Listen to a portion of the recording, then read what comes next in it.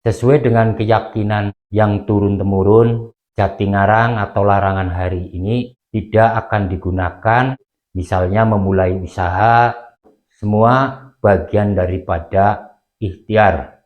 Seperti halnya keyakinan yang lain, memiliki cara ikhtiar, cara usaha masing-masing sebagai sarana atau sebagai syariatnya.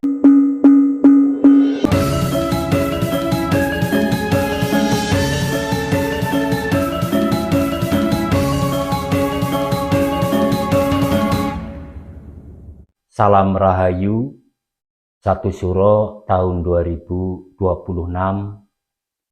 jatuh pada hari Kamis Legi, bertepatan dengan 18 Juni tahun 2026. 1 Suro tahun ini masuk pada tahun B atau B Miski.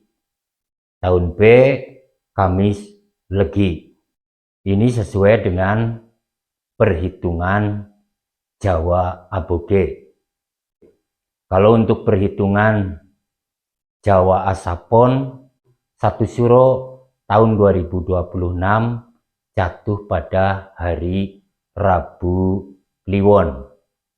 Sementara untuk 1 Muharram atau 1 Suro di kalender Hijriah pada hari Selasa Wage, bertepatan dengan tanggal 16 Juni tahun 2026. Kenapa ada perhitungan Jawa Aboge dan perhitungan Jawa Asapon? Lalu kenapa pula berbeda dengan 1 Suro atau 1 Muharram yang ada di dalam kalender Hijriah? Aboge merupakan perhitungan Jawa kuno. Ini merupakan salah satu karya leluhur kita, terutama orang Jawa. Beratus-ratus tahun, beribu-ribu tahun, perhitungan Aboge ini digunakan oleh mereka sampai kepada kita hari ini. Kemudian untuk Asapon adalah perhitungan dalam kalender Jawa modern di era Kesultanan. Jadi Asapon ini adalah perhitungan perpaduan antara Jawa Aboge dengan kalender Hijriah. Kenapa disebut Aboge? Aboge ini adalah singkatan dari tahun Alif Rabu Wage. Dalam perhitungan Jawa, Aboge maupun Asapon memiliki perputaran 8 tahun yang disebut Windu. Tahun pertama dalam Jawa Aboge yaitu tahun Alif. Penanggalan 1 Suronya atau tahun barunya itu Rabu Wage, maka disebut Aboge. Lalu Jawa Asapon, tahun Alif Jawa Asapon, penanggalan 1 Suronya Selasapon, maka kemudian disebut Asapon. Kalau Jawa Aboge tahun Alif jelas Rabu Wage. Kemudian tahun kedua Hekatpon, 1 Suro Ahadpon. Dengan perhitungan Jawa ini, Aboge ataupun Asapon, kita akan tahu hari-hari besar yang ada di kalender. Misalnya 1 Suro tahun 2029, kita sudah tahu hari apa dan pasarannya apa. Kemudian untuk bulan Ramadan atau datangnya Idul Fitri, kita sudah tahu mulai puasa Idul Fitrinya hari apa, pasaran apa. Misalnya di tahun 2030 kita sudah tahu hari dan pasarannya. Ini kelebihan yang ada pada perhitungan Jawa, yang ini tidak dimiliki oleh kalender Hijriah. maka kita selalu sibuk menunggu datangnya Ramadan, menunggu datangnya Idul Fitri, dan itu terus-menerus terjadi seperti itu karena tidak memiliki pakem. Tahun 2026 ini mulai puasa dan datangnya Idul Fitri bersamaan dengan perhitungan aboge.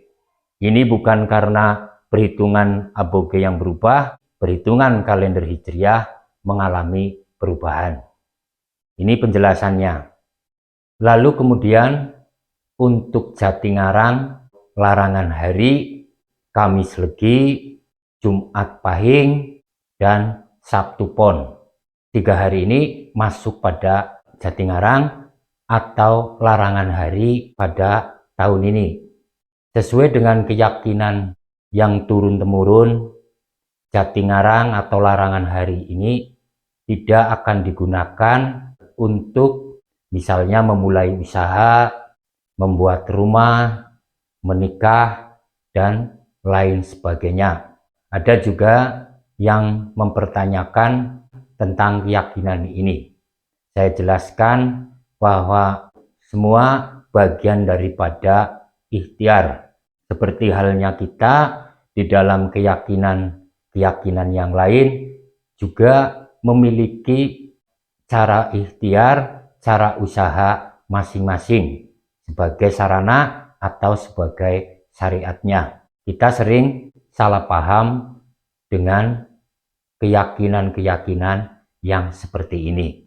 Kalau di tahun-tahun sebelumnya kita mengenal dengan satu suro singaling-alingan bakal konangan. Siapapun yang menyembunyikan keburukannya akan dibukakan.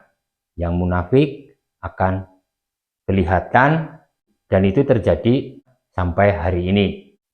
Untuk cuaca, kalau satu suro tahun 2025 dominan turun hujan. Jadi dalam perhitungan Jawa pada tahun 2024 satu suro jatuh pada Selasa Pahing. Kemudian di tahun 2025 satu suro Jawa Aboge jatuh pada Sabtu Legi. Selasa Pahing bertemu dengan Sabtu Legi, ora ono ketiga dawa atau tidak ada kemarau panjang. Dan perhitungan ini ternyata terbukti. Hampir 1 tahun turun hujan terus-menerus sampai terjadi banjir di mana-mana. Dan kemudian untuk tahun ini, tahun 2026, satu suro bemiski, cuaca dominan akan terjadi kemarau. Ini saja yang bisa saya sampaikan. Mudah-mudahan ini bisa bermanfaat, bisa menambah wawasan kita bersama. Terima kasih. Salam Rahayu.